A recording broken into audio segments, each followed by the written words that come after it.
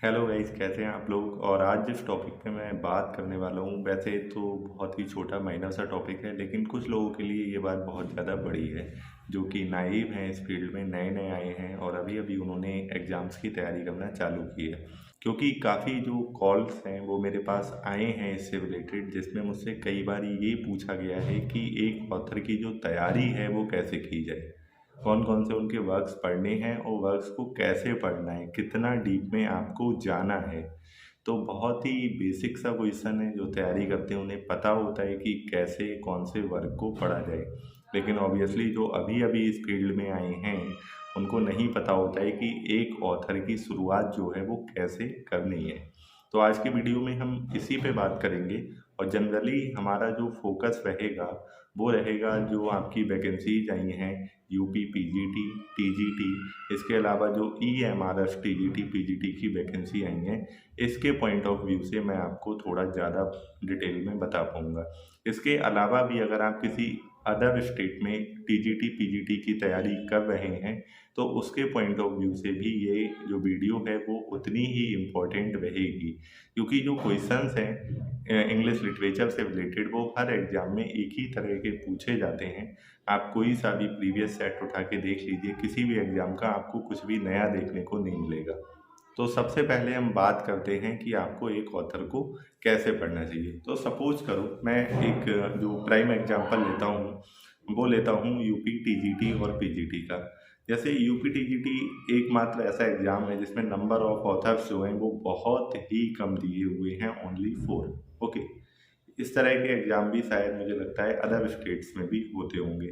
कई स्टेट ऐसे हैं जिसमें नंबर ऑफ ऑथर्स जो हैं वो बहुत ज़्यादा दिए होते हैं। जैसे अगर मैं बात करूं ईएमआरएस का जो पीजीटी का एग्ज़ाम आया है, जो कि किसी स्टेट का एग्ज़ाम नहीं है, सेंट्रल लेवल पे ये एग्ज़ाम कंडक्ट कराया जा रहा है। इसके अलावा अगर मैं एक स्टेट हिमाचल प्रदेश की बात करूं, वहाँ पे भी जो पीजीटी में नंबर ऑफ ऑथर्स हैं वो बहुत ज़्यादा है, बहुत ही ज़्यादा है।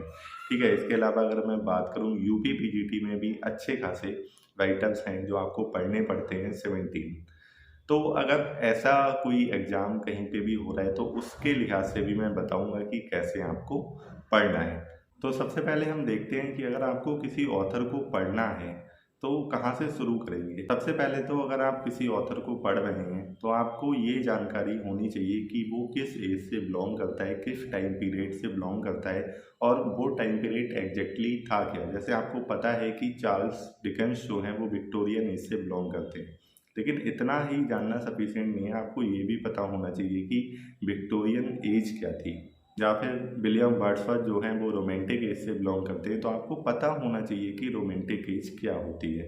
मतलब कोई भी ऑथर जिस एज से भी बिलोंग कर रहा है, सबसे पहले तो आपको उस एज का एक बेसिक आइडिया होना चाहिए। पहली चीज़ तो ये। उसके बाद अगर आप कोई भी ऑथर पढ़ रहे हैं, सपोज करिए आप विलियम वर्ड्सवर्थ ही पढ़ रहे हैं, तो उनकी जो बायोग्राफी है, एटलीस्ट मैं ये नहीं कह रहा हूँ कि आपको बहुत ज़्यादा डीप में घुस के उनकी बायोग्राफी पढ़नी है, लेकिन एटलीस्ट उनकी लाइफ का एक बेसिक आइडिया आपके पास होना चाहिए। उनकी date of birth, father mother का नेम, पेरेंट्स का नेम, कैसे उन्होंने अपनी अर्ली एजुकेशन ली, क्या चीज़ें रहीं जिससे वो इस फील्ड में लिटरेचर में आए। ठीक है, एक बहुत ही अच्छे पोएट बने, तो उनकी जो जर्नी थी सो फार वो आपको कवर करनी है। इसके बाद उनके जो स्टार्टिंग के वर्क थे, जो उन्होंने पहला कोई वर्क लिखा होगा वो आपको याद करना है, किस स्टेट में लिखा था वो आपको याद करना है। अगर उन्होंने अपनी लाइफ में कोई बहुत ही बड़ा मेजर वर्क लिखा है तो वो आपको डेफिनेटली याद रखना है। तो लाइन से उनके जितने भी वर्क हैं जो इम्पोर्टेंट रहे हैं वो आपको मेमोराइज करने हैं, वो सारे विद डेट, उनका एक डेफिनेट क्रोनोलॉजिकल ऑर्डर जो है वो आपको पता होना चाहिए।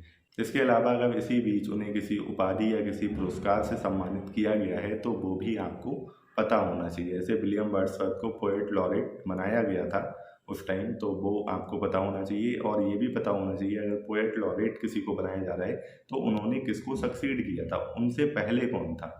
ये भी चीज़ बहुत ही ध्यान रखने वाली बात है। इसके बाद उनकी जो बिल्कुल जब आप एंड में आ जाएंगे तो उनकी डेथ कब हुई थी, और अगर उनके टॉम पे कोई इंस्क्रिप्शन एपिटाफ जो है वो कुछ भी है उनका, तो वो भी आपको याद रखना पड़ेगा। ये तो सीक्वेंस है उनकी बायोग्राफी को पढ़ने का। उसके बाद आपको आना है उनके वर्क्स पे। सबसे पहले तो जितने भी छोटे मोटे वर्क्स होते हैं जो उन्होंने लिखे हैं, जिनका इंग्लिश लिटरेचर में थोड़ा सा भी नाम है, तो वो आपको सारे जो हैं वो एक लाइन से लिख लेने हैं। उनको सबको बिट डेट जो है वो आपको याद रखना है। सेकंड चीज़ ये है, आपको कौन कौन से वर्क्स पढ़ने हैं। सबसे पहले तो जितने आपने लिखे हैं आप कोशिश करिए कि उनमें सब में थोड़ा थोड़ा कुछ देख पाएँ। इसके अलावा जैसे विलियम वर्ड्सवर्थ हैं, उन्होंने काफ़ी ज़्यादा पोम्स लिखी हैं, सोनेट्स लिखी हैं। तो ऐसा नहीं है कि आपको सारी ही पढ़नी होती हैं, सारी नहीं पढ़नी होती हैं, जो मेजर हैं वही पढ़नी होती हैं।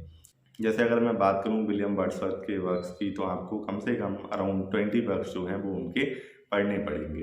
तो कैसे पढ़ेंगे? जैसे आप कोई पोएम पढ़ रहे हैं या फिर कोई नॉवल पढ़ रहे हैं, तो नॉवल ऐसा तो है नहीं कि चार्ल्स डिकेंस के जितने भी इम्पोर्टेंट नॉवल हैं आप खरीद के घर ले आएँ और एक-एक करके पढ़ना चालू कर दें। ऐसे नहीं पढ़ा जाता है। अगर ऐसे पढ़ेंगे तो आप शायद कभी पूरा कर भी नहीं पाएँगे सिलेबस।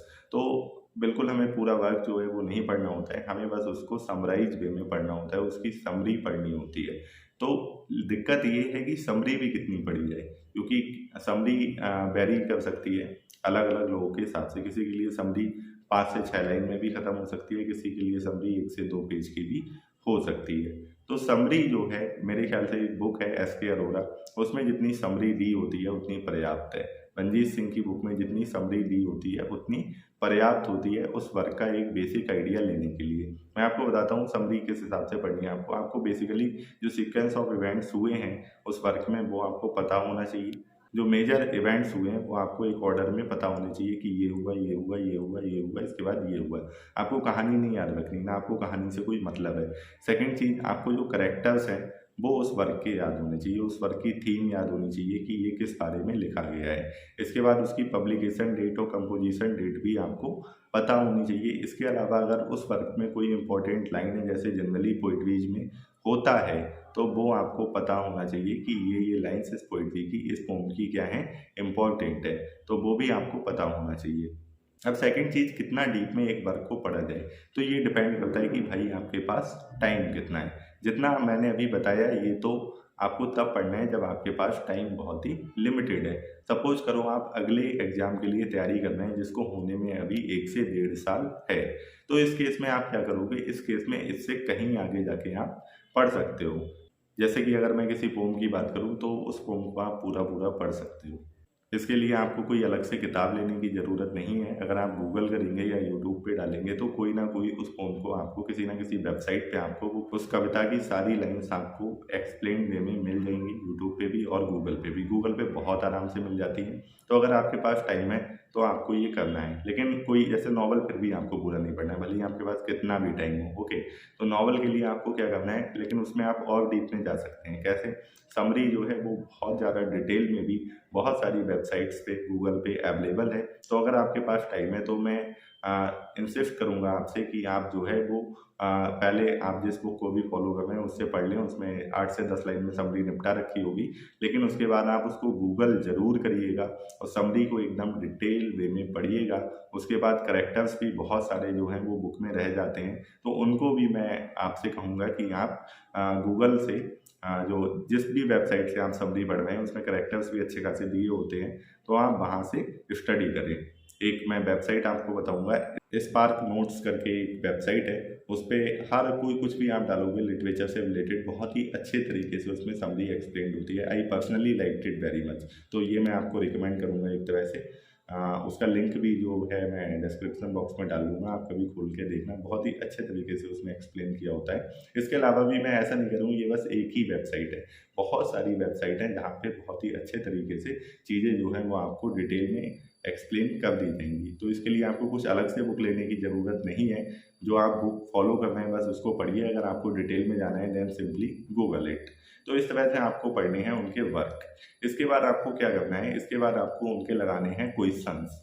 जितने भी इंपॉर्टेंट क्वेश्चंस आपकी किताब में हैं आप गूगल कर सकते हैं, प्रीवियस ईयर पेपर्स लगा सकते हैं, वो आपको लगाने हैं और बार बार लगाने हैं। जितनी बार आप लगाएंगे उतनी बार आपका कॉन्फिडेंस जो है वो बढ़ता जाएगा। तो जितने क्वेश्चंस आप लगा सकते हैं उस ऑथर से रिलेटेड, उनके वर्क से रिलेटेड, वो आपको लगातार लगाने हैं। तो इस सीक्वेंस में आपको जो है एक ऑथर को कवर करना है। तो अगर आपको अभी भी कुछ भी डाउट है, कुछ भी अगर आपका रह गया या कुछ मैं बताने से भूल गया हूँ, तो उसको आप कमेंट सेक्शन में पूछ सकते हैं। टेलीग्राम चैनल को ज्वाइन कर सकते हैं, वहाँ पे पूछ सकते हैं। तो आज की वीडियो में इतना ही। Thanks for watching this video and please like it, share it and please subscribe the channel.